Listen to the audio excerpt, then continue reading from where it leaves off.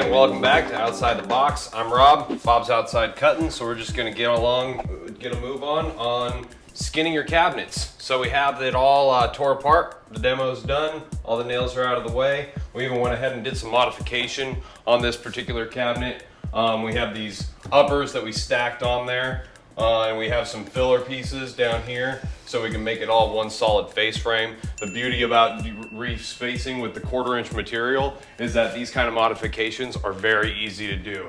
As opposed to veneer, it's just gonna lay right flat across the whole area. Any of these seams and everything, the 1/4 inch is just gonna flatten that out. Anytime you would wanna do that with veneer, you'd see a bubbling and all those seams.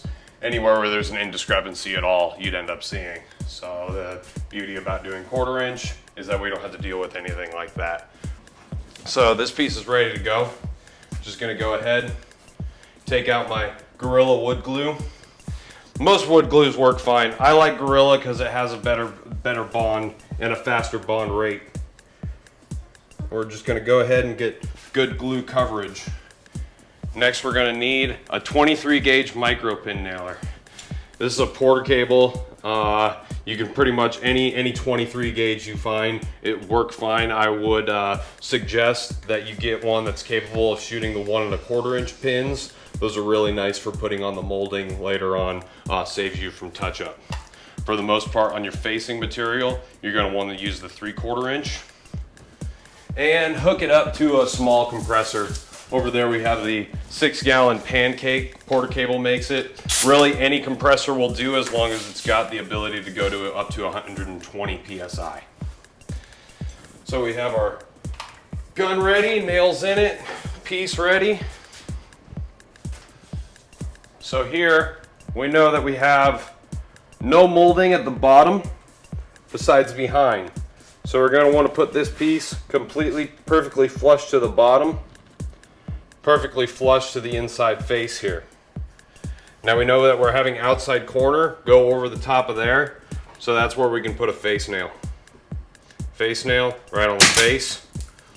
The outside corner goes in 3/4 of an inch, so anywhere within that 3/4 of an inch, I usually keep within that outside 1/4 inch, give myself the most leeway, and you'll be able to cover up those face nails. And just keep on going up, lining up the inside where the opening is flush.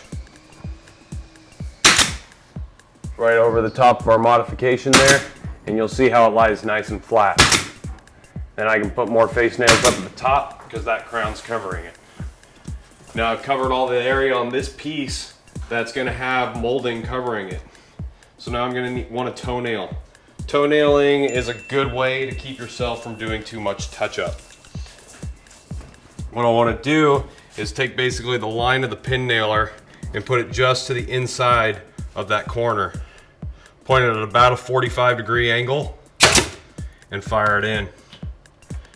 I usually give it a little pry, my first toenail, make sure that adhered.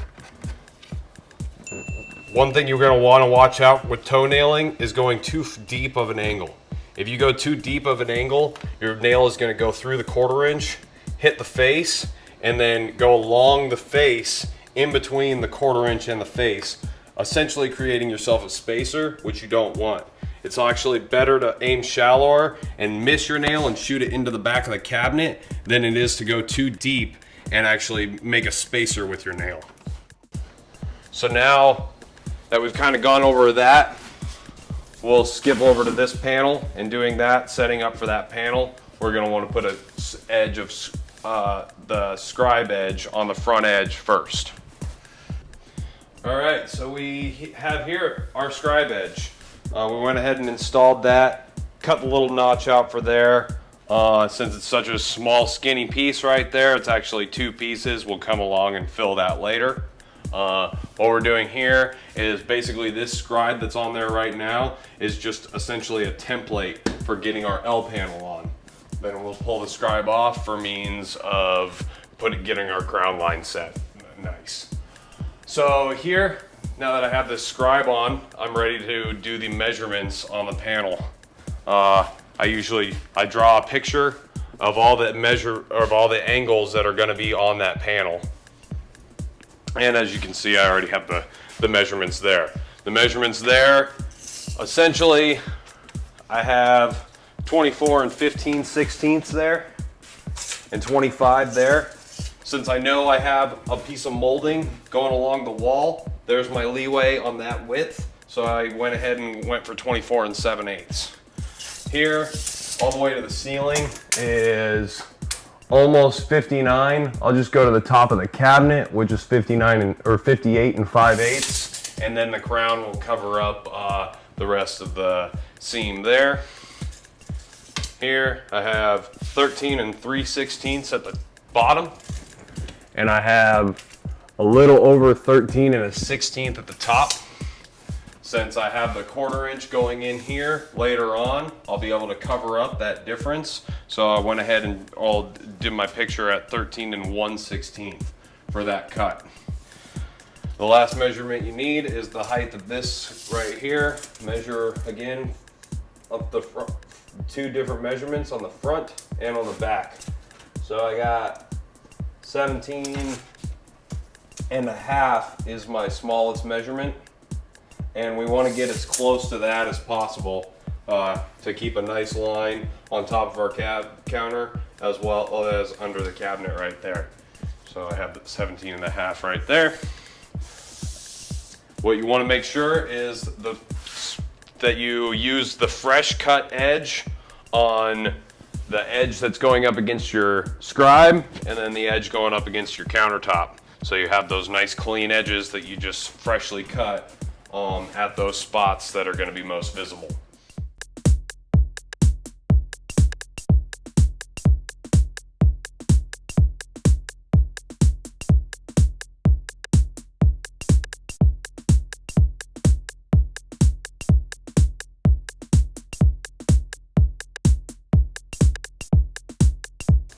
All right, so we just got in from outside in the saw, so we're hoping that this panel just slides in.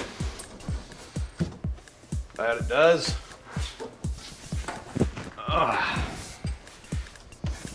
And we're ready to attach it. Just want to make sure that we have anything less than a 1/4 inch gap there, and that we do. And we know that we're gonna have that covered up. It's helpful to have some sort of putty knife or something handy for when you're installing this, so you can kind of pry it away from there and into the scribe edge. So we'll bring this down.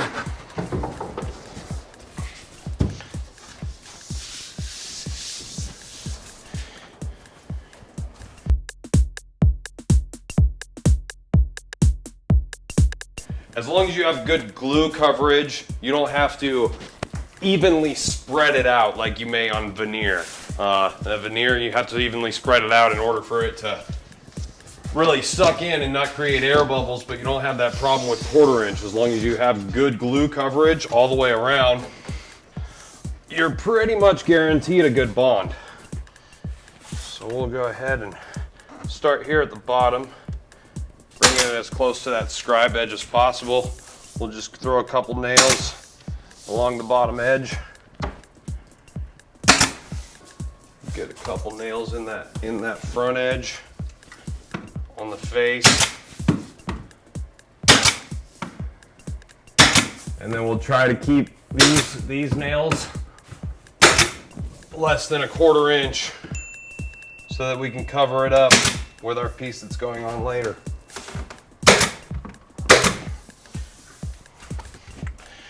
Now that we got that on, we'll want to pop off this scribe. Like I said, later on we'll put the scribe back once the crown is up.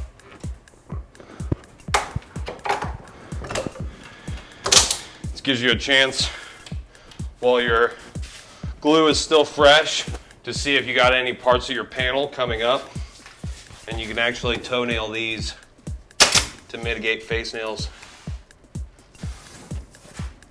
And that is essentially the hard part on this. Everything else is just straight cuts, so we can pretty much just go wild on that. And since that bottom scribe doesn't have any molding going around it, we're just going to go ahead and leave that there.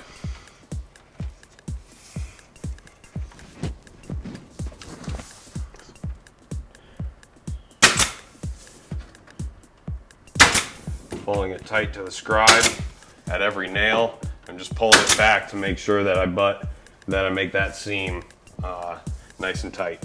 And we're ready for all the faces. So I'm going to start by just doing my outside verticals on both this upper and my lower, so then I can do my upper and lower horizontals on both the cabinets, and then all my filler pieces. For the lowers, often just I always put face nails all the way at the bottom. It's difficult to see, and it's better for setting your pieces. So here I'm going to have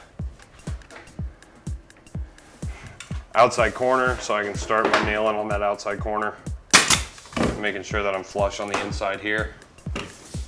I'll throw one there at the bottom, all the way down on the outside edge. Since I can't toenail in the countertop area, I'll go ahead and throw a face nail up there at the top corner and then toenail all the way down. Alright.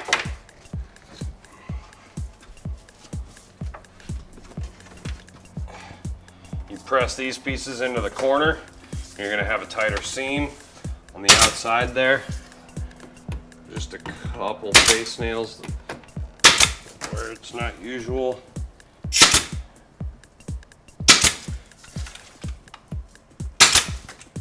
And go ahead and toenail again. I'm just going to throw a couple of the face nails there around the middle where those spots are that my seams were the loosest. And then go around with the toenails.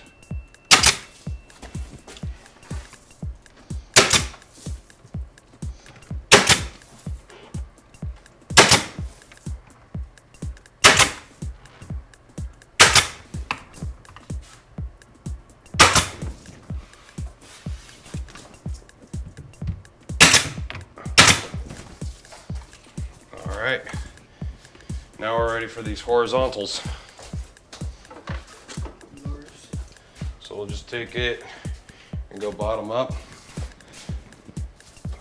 Take a pen or a pencil.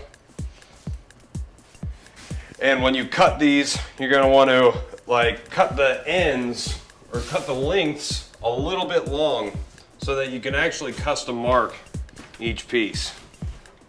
So I'm just going to go ahead and butt it up on that side and then come over here and mark it with a line. When I put my line on, I always put the line thus that when I go to the saw, I know that I'm cutting off my line. And when I cut off the line, that's the perfect measurement. All right, so here what we have is that our old pieces are actually slightly set back from our face frame. So we need to, we're going to need to shim out the side so that our seams are flush. The best way to do that is with a little extra edge band. You can also cut some tiny little shim pieces out with your saw or anything. You're just going to want to make sure that you do this in order for all the cabinets to be flush with the face. All the face frame lines up the seams. Little dab of glue on all these guys, and we'll just stick those on the cabinet.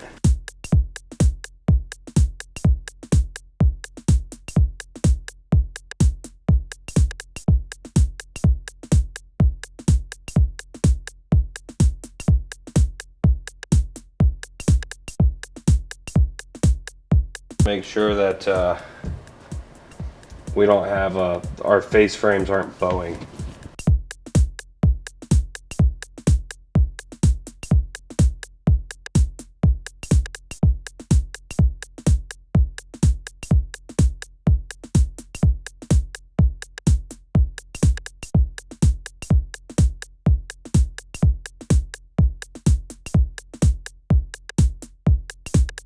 since these are on the bottom rails and they're thin pieces, I'm just gonna go ahead and face nail them where my where my stiles and my shims are, making sure that I'm putting it flush to the opening.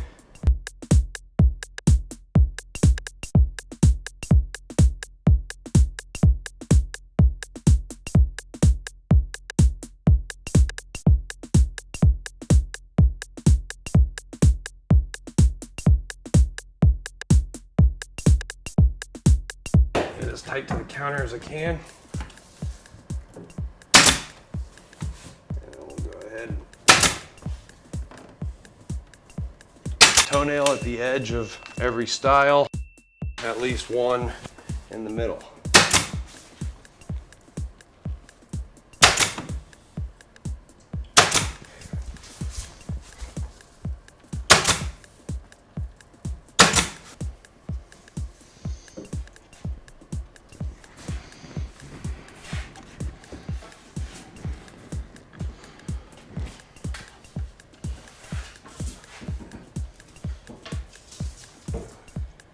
This long rail, I got nothing covering it up, so I'm gonna go ahead and every nail that I put in is gonna be a toenail.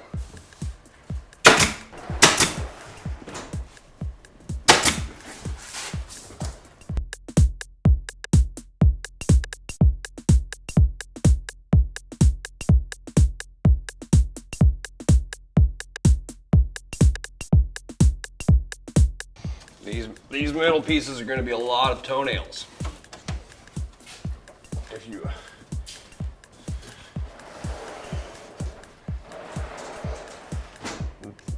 you wanted to set your piece in case it was moving around on you with a couple face nails, I recommend under the under corners where these drawer fronts are going to sit.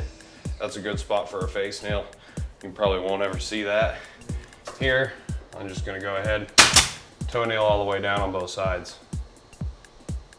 But here you see that we have our faces all installed. We're ready for end panels and molding.